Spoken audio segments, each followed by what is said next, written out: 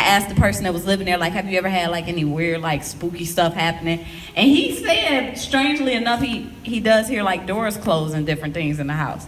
I'm like, yeah, that's cool. I probably wouldn't want to be visited by those type of things, but I just thought it was dope to be there. So, in honor of Maya Angelou, I'm gonna start my set off with doing one of Maya Angelou's poems, if that's all right with y'all. Is that all right? Is that all right? Cool. Okay, so let me give you some K-Love poetry etiquette. I like interaction. Don't be acting like you at the library, okay? This is not the library. You can actually talk back to me. I usually tell people to treat my poetry like a Southern Black Baptist church.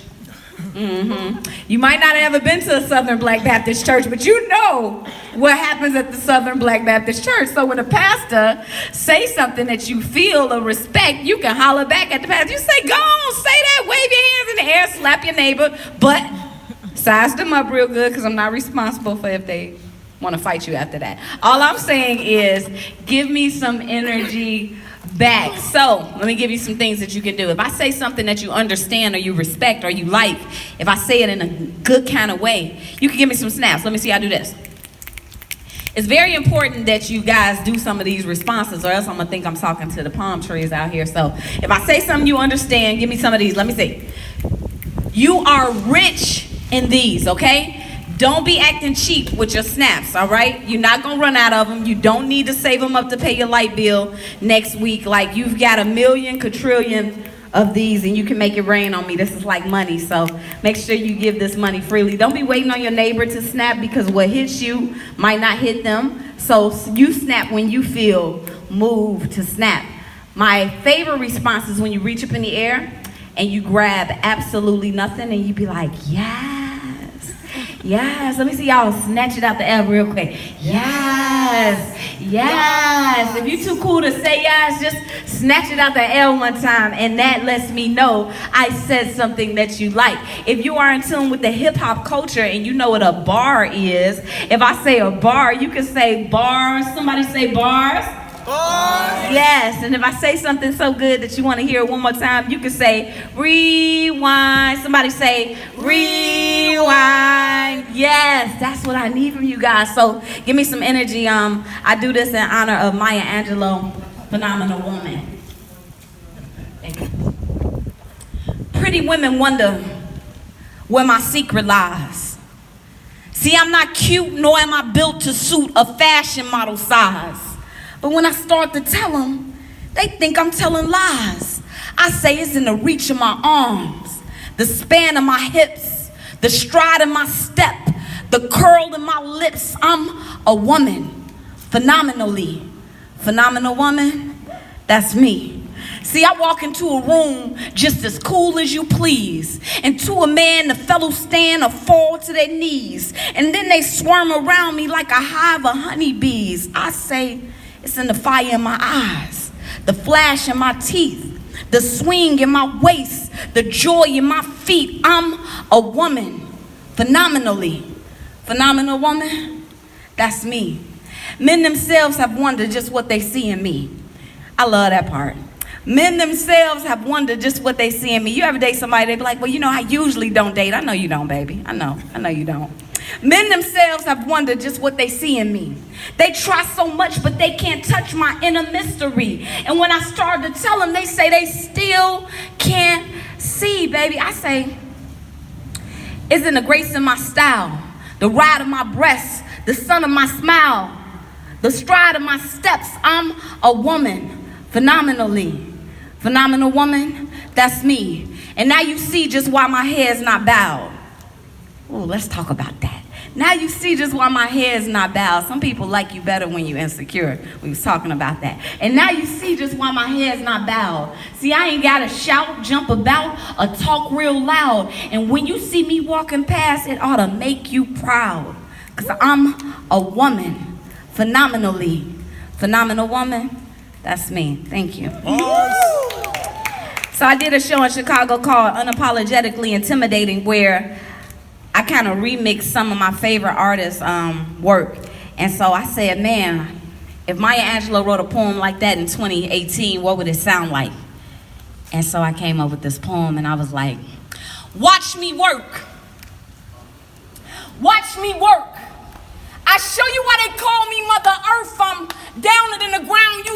on. I'm hands-on hips, quick with it, come a quick with it when I shift with it, but I never clock out. I rock out, better than your trap house, better ask about she, the thrift store shopping, show stopping, nation building, wound healing, warm feeling with the warm feeling, Susie Q. I'm such a freaking lady raising your babies and your IQ. Rewind. Here's a haiku. Amen be amen. But it's kind of funny cause Ashe be a she. Praise be to the Most High. I see the humor, laughing. Rumor has it I'll pull your tailcoat on some other ish. I mothership. I raised you little sailboats and you can't skip a skipper. I'm zero, no higher. The angels carry my clouds. Dudes want to marry McCloud. They yearning for my learning, my aura burning. So I shoot the flame at them. I came at them thorough. Cause I'm standing on the shoulders of Margaret Burroughs and only a true lion can tame her. Fannie Lou Hamer. Never forget who nannied you strangers. They say we in danger.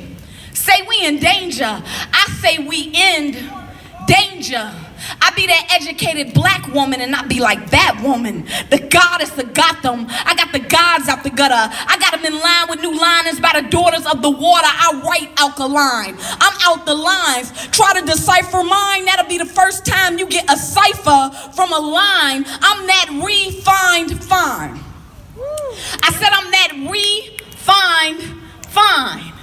That refined fine like God made me cute twice in one lifetime. I mean, really, what's life without a woman's lifeline? I'm manifest. And I'm fresh. No need to check Fashion Week, cause I don't fashion a week. No need to see who wore it best. I got that Nzinga demeanor. I'm war at best. I'm worth the struggle it is to keep me. I'm gonna say that again. Listen. I'm worth the struggle it is to keep me. Let me say it loud enough so my ex can hear me. Listen. I'm worth the struggle it is to keep me. I'm Phyllis Wheatley. I go against the grain, but I'm good for you. Eat me. I'm food for thought. And look what I brought. All these tours and all these jewels. All these jewels. I fed all these dudes off all these food. We having miracles for dinner. I'm the resource center that restores sinners. I'm inviting and I'm vital man like a vitamin with an echinacea chaser, Jackie Sir, joiner, truth, diva. Best believe I'm something like a Kathleen Cleaver. See, these dudes on the block. Let me tell you about these dudes on the block. These dudes on the block, they thought I was a thought. I said these dudes on the block, they thought I was a thought. I said I think not. I'm Nefertiti, sweetie. I'm a good catch, but your net too teeny. I told them I'm a Sada and a Feeney Shakur. And even before that, I mothered more than half of your 4-pack. Now I'm gonna run it back. Listen. I said I'm a Sada. A Sada Shakur is what we call an ex-political prisoner. If you don't know who Assata Shakur is, you can look her up. The United States failed to give her a fair trial in 1979, and she was granted, the Black Panther Party broke her out of jail and went over to Fidel Castro in Cuba, and he granted her entrance into Cuba to protect her from the United States because they didn't give her a fair trial. The United States then put $1 million bounty on her head. $1 million bounty on her head. In 2002, they raised it up to $2 million, and they're still looking for this one black woman, Assata Shakur. So then I said, I'm a Feeney Shakur. Who knows who a Feeney Shakur is? Isn't she the mother of Tupac Shakur? Hey, yes. $1 million for this brother right here. Yes, she is the mother. It seems like my mic is getting lower and lower. I don't know if the battery is dying or something's happened with it. So, Afeni Shakur is the mother of Tupac Shakur. And so I said, I'm Assata and Afeni Shakur. And even before that, I mothered more than half of your 4-pack. 2-pack. Anyway, need more facts? Okay, cool. I done raised plenty of fellas. I'm Winnie Mandela. I'm Stella with hella grace. No biggie, just hella faith. No one can take my place. I own it. Period. I'm on it. No one can take my place. I own it. My period. I'm on it. So listen. Give me my space. Time. Hello. Now let me pause right there. So that's the line right there. I said, give me my space, Tom. I was your first friend. All right, so now I'm about to tell my age. So back in the day, before there was Facebook and Twitter, there was MySpace. And I said, give me MySpace, Tom. I was your first friend. Who was your first friend on MySpace? Come on, somebody. I said, give me MySpace, Tom. I was your first friend before your matter even mattered. You sat on some black woman's bladder, so why you mad at her? Give me a hug, man. I'm Harriet Tubman. Man, when you Panthers were just some little cubs, man, I washed your white socks and put your butt in the tub. Man, where's the love? Man, what's a man's hand without the warmth of a woman's glove? Man, when it's cold, man, y'all sleeping on me, but I'm flyer than the rest. No, for real, y'all sleeping on me, but I'm flyer than the rest. I'm just that Betsy Cole. Man, watch me work. I show you why they call me Mother Earth. I'm down it in the ground you stand on. I'm hands on, standing with my hands on hips. Thank you. Woo! Thank you guys so much. The name of that piece is Watch Me Work. I shouted out a lot of very influential black women in that piece. If I said anybody that you don't know, I encourage you to do some research and look it over. Give y'all a little background about me. I was just a smart mouth little black girl that grew up in Chicago. I got in trouble most days of my life for saying the wrong thing at the wrong time with the wrong look to the wrong person every single time. I've always kind of had a sharp tongue, and when I was younger, I used it for destruction. I did. But as I got older, I realized that I had a power when I spoke.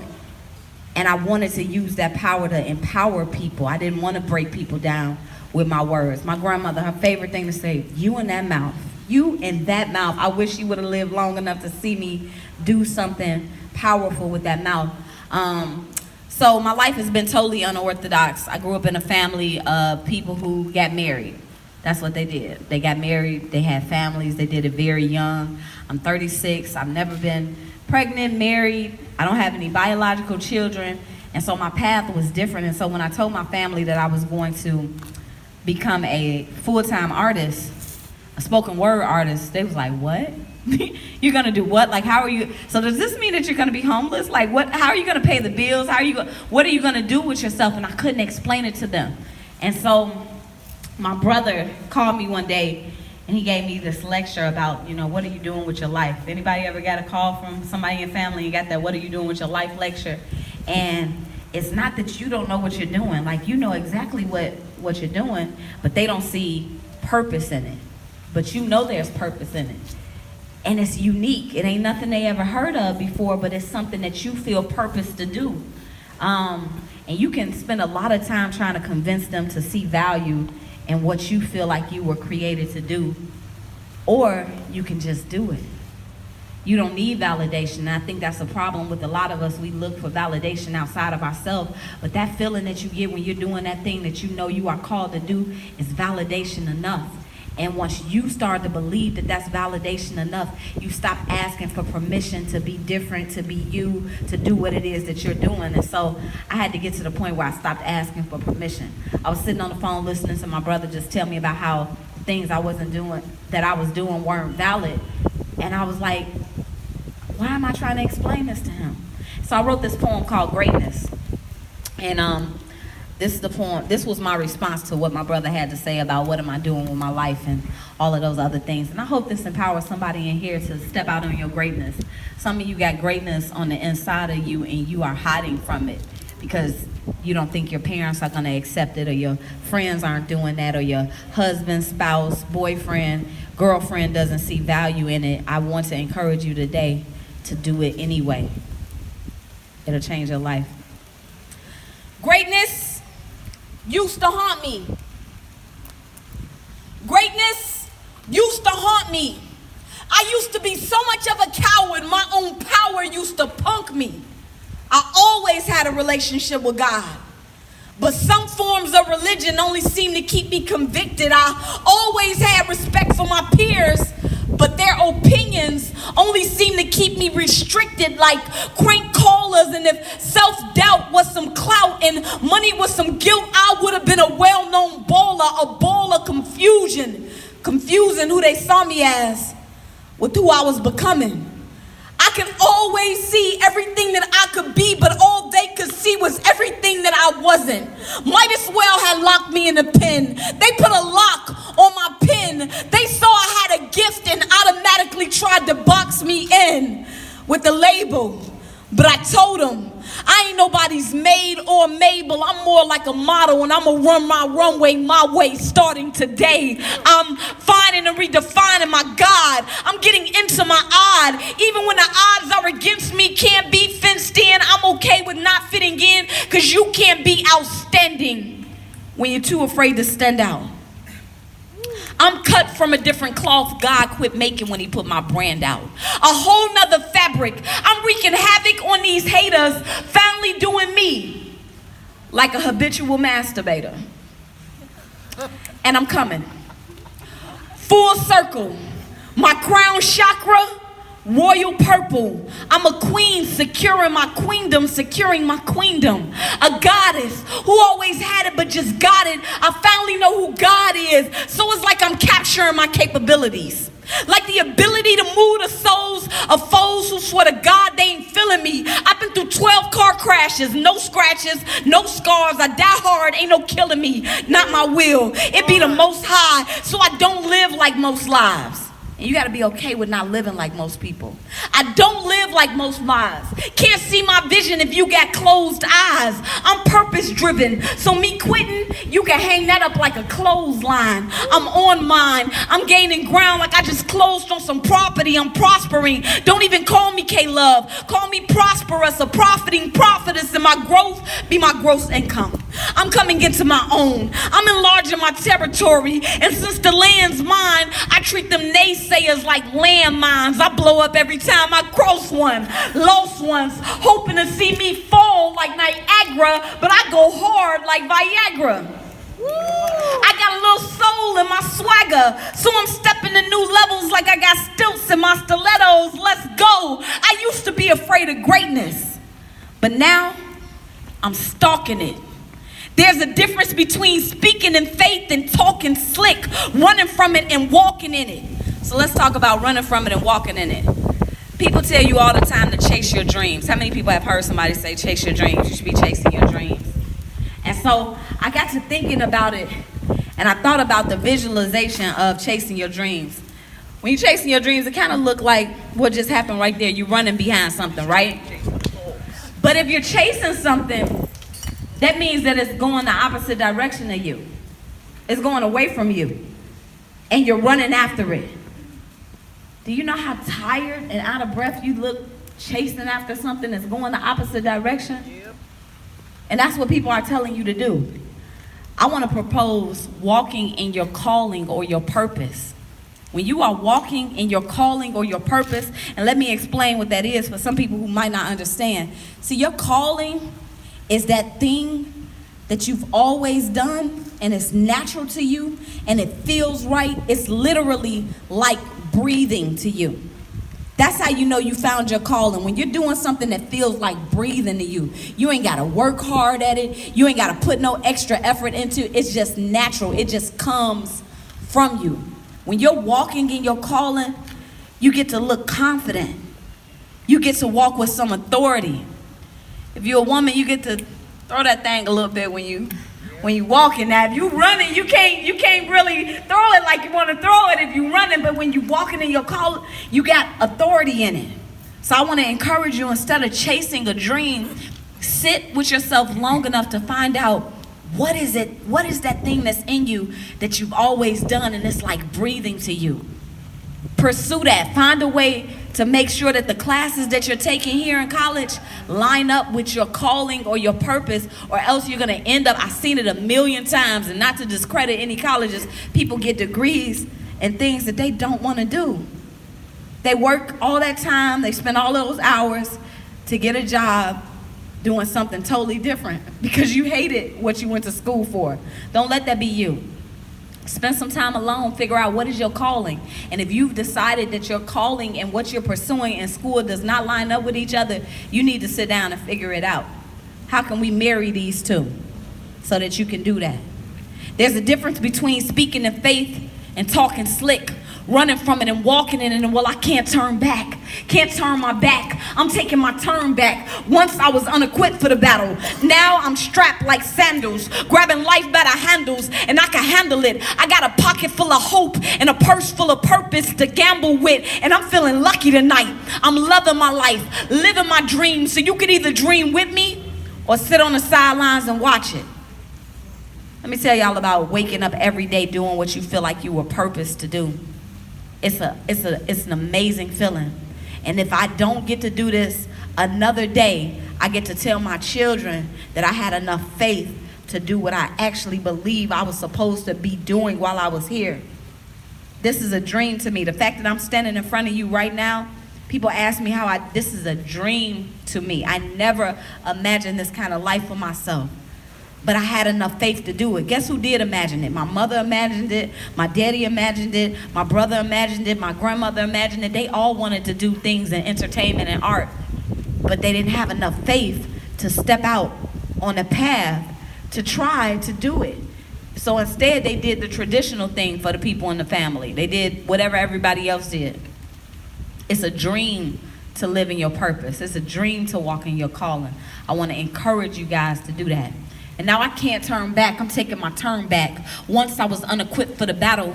Now I'm strapped like sandals, grabbing life by the handles, and I can handle it. I got a pocket full of hope and a purse full of purpose to gamble with, and I'm feeling lucky tonight. I'm loving my life, living my dreams, so you can either dream with me or sit on the sidelines and watch it. Sit on the sidelines and knock it. But my faith will beat the brakes off of anybody's logic. You can't ration my passion. You can't teach this kind of tenacity. So ain't no sense in even asking me. You couldn't answer my calling even if I gave you my phone. The world's best GPS couldn't put you on the path I'm on.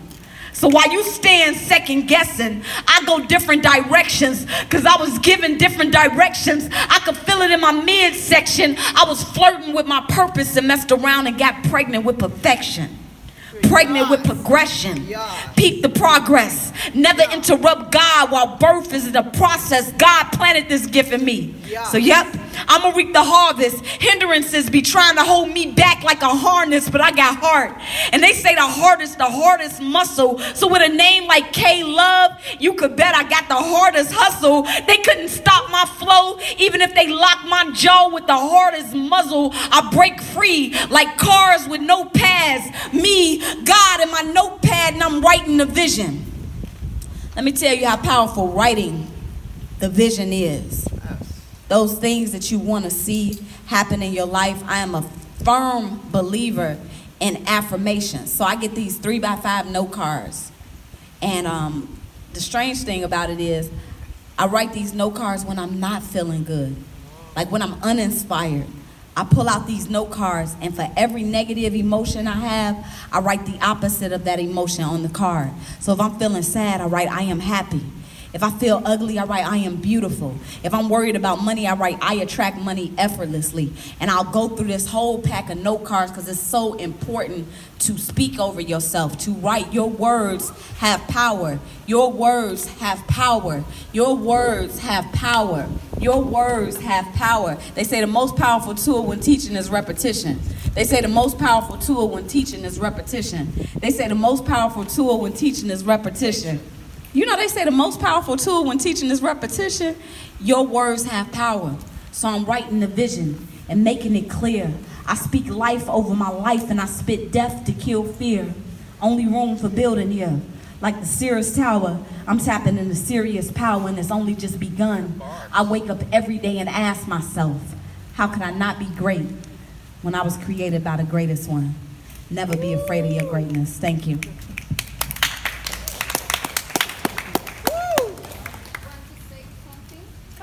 So we can hear you. Oh, thank you. Yes, yes. I'm not afraid. Oh, you're not afraid? No, Come no, on. I'm not afraid.